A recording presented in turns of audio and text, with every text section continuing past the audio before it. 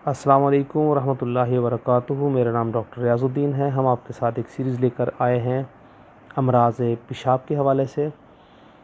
उस सीरीज़ पे एक प्रोग्राम आज हम कर रहे हैं पेशाब का तकलीफ़ से आना। अमराज़ पेशाब की हम बात करें और डिस्यूरिया की बात ना करें या पेशाब का तकलीफ़ से आने की बात ना करें तो नाज़रीन अमराज़ पेशाब के मतलब हमने बात ही नहीं की।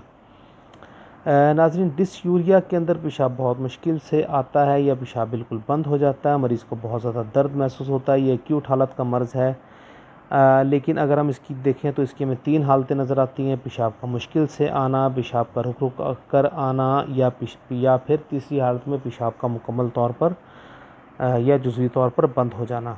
ये बीमारी कई एक अमराज़ की अलामत हुआ करती है। ये हालत बहुत ही दर्दनाक होती है। बाज़ हालतों में तो जान के लाले पड़ जाते हैं। कई मरतबा मरीज़ जो है जरासीम के बायस पैदा हो जाता है या फिर ख़ारजी रुकावटें पेशाब के अखराज को रोक देती हैं, मसलन पेशाब, हिरनिया के दबाव, खसियों और फोतों की सोजिश या मुक़द्दमे पखाना जमा होने के बायस रुक जाता है। औरतों में रहम या खसियतुर रहम के अमराज इसकी वजह हो सकते हैं। ये मर्ज़ बाउगोला के बायस भी पेशाब में रुकावट पैदा करवा सकता है। पथरी वगैरह से भी पेशाब में रुकावट पैदा होती है। जब पेशाब बिल्कुल बंद हो जाता है तो मसाने पर बोझ पड़ता है, पेशाब की हाजत बार बार होती है, दर्द गुर्दों से सफारी तक जाती हैं, हरकत से दर्द ज़्यादा हो जाती है। अगर हम इसके डायग्नोस्टिक टूल्स की बात करें तो इसमें सबसे पहले खून का यानी खून का इम्तहान किया जाता है। ब्लड यूरिया और क्रिएटिनिन का इम्तहान किया जाता है।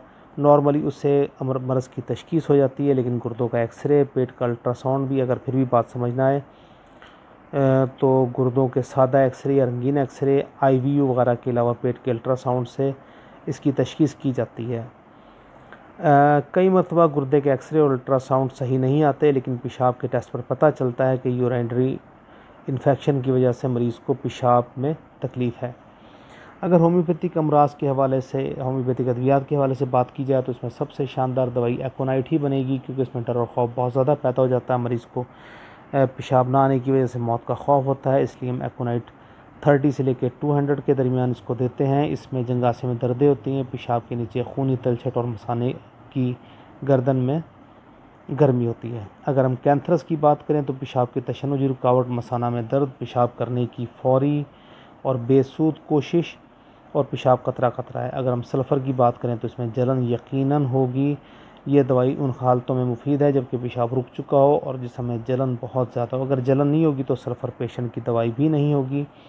अगली दवाई नाज़रीन कैनाबिस सैटिवा है। कैनाबिस सैटिवा या कैनाबिस इंडिका नॉर्मली छोटी पोटेंसी में इस्तेमाल कराई जाती हैं। हम बात करेंगे कैनाबिस सैटिवा की जब पेशाब की रुकावट बहुत हो, पेशाब तकलीफ़ से रुक रुक कर आए, पेशाब में रुकावट बवक्त शब हो और पेशाब थोड़ा और खूनी आए और कतरा कतरा खारिज हो।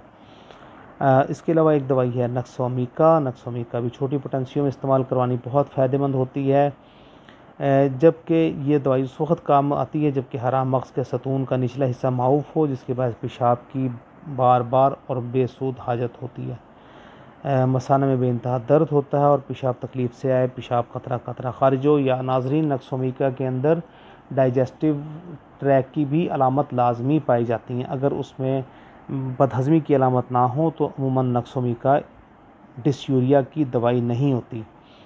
नाज़रीन, अगली दवाई जो कैम्फर है, ये दवाई इन हालतों में ज़्यादा मुफीद है जबकि गर्दन मसाना सुकड़ने के बायस पेशाब में रुकावट हो।